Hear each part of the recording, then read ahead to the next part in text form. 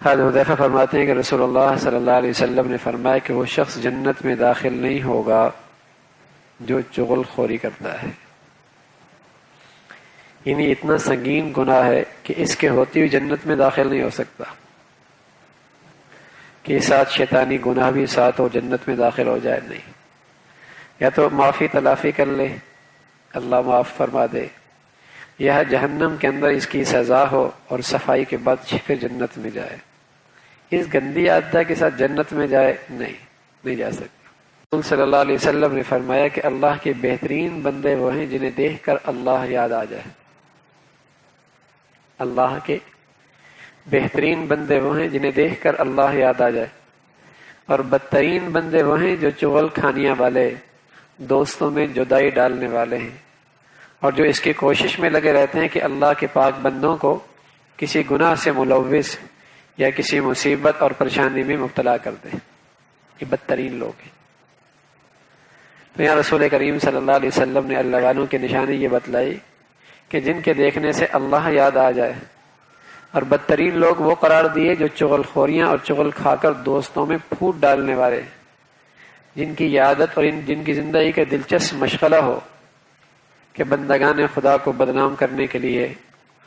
ان کے درپے رہتے ہیں۔ تو ایک تو آدمی کو اپنے دل کی غفلت دور کرنے کے لیے ایسے اللہ والوں کی تلاش میں رہنا چاہیے کہ جن کی صحبت کی برکت سے جنہیں دیکھ کر دل کی غفلت دور ہو۔ یہ دل کی غذا ہے،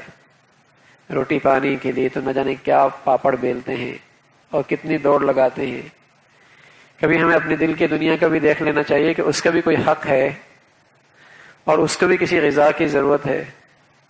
تو آپ علیہ الصلوۃ والسلام نے فرمایا ایسے اللہ والوں کی تلاش میں رہیں جن کے پاس بیٹھنے سے، جن کے صحبت کی برکت سے دل کی غفلت دور ہوتی ہے، دل کی سختی دور ہوتی ہے، اور ان کے پاس بیٹھنے سے اپنے آپ کو بچائیں جو موذی لوگ دوسروں کے برائیوں کے درپے رہتے ہوں اور ان کو بدنام کرنا، نقصان پہنچانا جن کا خاص مشغلہ ہو، ان سے بچیں اور ان کے برے اثرات سے اپنے آپ کو بچانے کی فکر کریں۔ خاندانوں میں پہلے تو یہ عورتوں میں زیادہ ہوتی تھی کہ جو ادھر کی اٹھائی ادھر لگائی، خاندانوں میں نفرتیں، گھروں میں نفرتیں، لیکن بدقسمتی سے یہ عادت مردوں کے اندر بھی آ گئی، لگائی بجھائی، ایک دوسروں کے بارے میں ادھر سے اٹھا کے ادھر نفرتیں پیدا کرنا۔ تو یہ بدترین عادت ہے۔ رسول کریم صلی اللہ علیہ وسلم نے فرمایا یہ زمین پہ چلنے والے بدترین لوگ ہیں جن کا کام ہی یہ ہے کہ باہمی نفرتیں پیدا کریں، باہمی دلوں میں عداوت بغض کو پیدا کریں، غلط فہمیاں پیدا کریں۔ پھر آپ علیہ الصلوۃ والسلام نے ایک موقع پہ اپنے ساتھیوں سے کہا کہ میرے ساتھیوں میں سے کوئی کسی دوسرے کی بات مجھے نہ پہنچایا کرے، میں چاہتا ہوں کہ جب میں تم لوگوں میں آؤں تو میرا دل سب کی طرف سے صاف اور بے روگ ہو۔ چھوٹی موٹی تو ہو ہی جاتی، جب تک کہ شرعی تقاضا نہ ہو اور دینی مصلحت نہ ہو یا اس کی وجہ سے کوئی نقصان نہ ہو رہا ہو۔ ہاں اگر شرعی تقاضا ہے تو پھر مربی کو بات بتانی چاہیے، باپ کو بات بتانی چاہیے، استاد کو بات بتانی چاہیے، ذمہ دار کو بات بتانی چاہیے جب شریعت کا تقاضا ہے، دین کی مصلحت ہے۔ لیکن بلا وجہ اس لیے کہ